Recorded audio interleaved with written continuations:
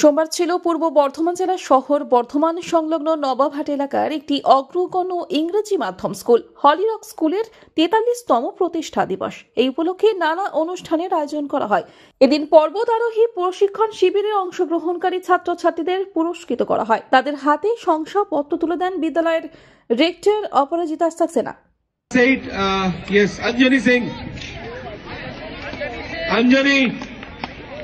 সংকল্প Chatterjee,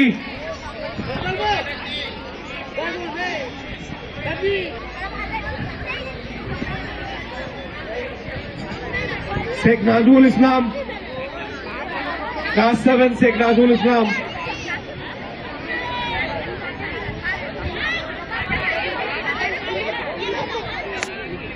Sheikh Samuel Hossain, Sheikh Samuel. বিদ্যালয়ের অধ্যক্ষ স্বর্ণব সাক্সেনা জানান, আমাদের স্কুলের হলিরক স্কুলের প্রতিষ্ঠাতা দিবস 43 ইয়ার্স অর্থাৎ 43 বছর হচ্ছে স্কুল এগিয়ে চলে এসছে। 43 বছর অতিক্রম করে আজকে আমরা এত বছর পেরিয়ে এসেছি। বাচ্চাদেরকে বর্ধমান এবং বর্ধমান বাসিন্দাদের অ্যারাউন্ড বর্ধমান বাচ্চাদেরকে তৈরি করা, এডুকেশন তাদেরকে দাঁড় করানো, ক্যারিয়ার তৈরি করাটাই আমাদের আমাদের মাত্র উদ্দেশ্য। আজকে বাচ্চাদেরকে এখানে নিয়ে আমরা তাদের ফাউন্ডেশন ডেতে আজকে প্রতিষ্ঠাতা দিবসে আমরা তাদেরকে সারাদিন একটু অ্যাক্টিভিটিসে আমরা ব্যস্ত রেখেছি। এবং অ্যাক্টিভিটিস মানে শুধু অ্যাক্টিভিটিস নয়, খেলাধুলার মধ্যে তো অনেক অ্যাক্টিভিটিসই পড়ে যায়। আমরা কিছু রোপ অ্যাক্টিভিটিস, আমরা কিছু প্রফেশনাল ট্রেন মানুষ, যেজনকে প্রফেশনাল ট্রেন পিপল তাদেরকে বাইরে থেকে নিয়ে এসেছি। তারা কিছু মানুষ পুরুলিয়া থেকে, কিছু নৈহাটি থেকে ওনারা এসছেন, যারা বিভিন্ন ভাবে অ্যাডভেঞ্চার এবং অ্যাডভেঞ্চার স্পোর্টসের সাথে তারা জড়িত আছেন, প্রফেশনালি ট্রেন। তারা বিগত 2 দিন ধরে এখানে সেট আপ করেছেন রোপ ব্রিজ বলবেন, Brahma bridge, commando net and zipline. সবচেয়ে ইন্টারেস্টিং ব্যাপার, এখানে জিপলাইন পর্যন্ত করা হয়েছে। তো বাচ্চাদের কাছে সারাদিন এই অ্যাক্টিভিটিসে আমরা ইনভলভ রেখেছি, তাদেরকে ব্যস্ত রেখেছি। স্কুলের একটার পর একটা সাফল্য আমরা যেটা তুলে ধরেছি, তারপরে আজকের দিনের এই প্রোগ্রাম কতটা আনন্দিত লাগছে?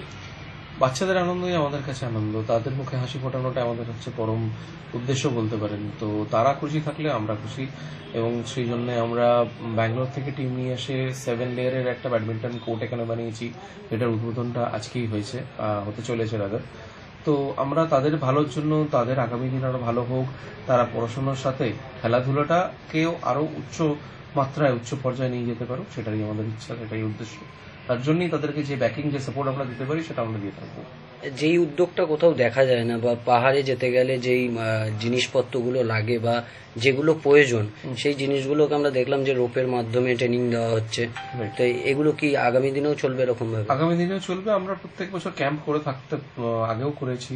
বিগত 10-12 বছর ধরে ঊর্ধ্বে আমরা ক্যাম্প করেছি, বাচ্চাদেরকে নিয়ে গিয়ে ক্যাম্প করানো, রোপ অ্যাক্টিভিটিস এবং ট্রেকিং করানো, মাউন্ট অ্যাডভেঞ্চার অ্যাক্টিভিটিস।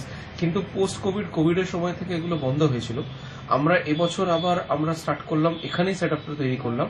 আগামী দিনে বাচ্চাদেরকে আবার আমরা ক্যাম্পে নিয়ে যাওয়ার জন্য আমরা আগ্রহী, আমাদের উদ্দেশ্য রয়েছে।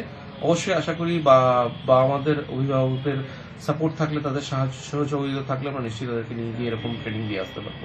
বাচ্চাদের উদ্দেশ্যে আজকের দিনে কি বার্তা দেবে? বাচ্চাদেরকে উদ্দেশ্যে একটাই বার্তা দেবো, দেখুন, ভালো স্টুডেন্ট সবাই হতে পারে না, ভালো মানুষ হওয়ার চেষ্টা সবাই আমরা করতে পারি। তো আমার বাচ্চাদেরকে এটাই আমার বলা, যে তোমাদের মানুষ জীবনটা অনেক কষ্ট করেই আমার মনে হয় একটা প্রাণী পেয়ে থাকে, সেটাকে ব্যর্থ করো না এবং ভালো মানুষ হওয়ার চেষ্টা করো, এটাই আমার উদ্দেশ্য। কত বছর? পূর্ব বর্ধমান থেকে তন্ময় ঘোষের রিপোর্ট, আনন্দ বার্তা।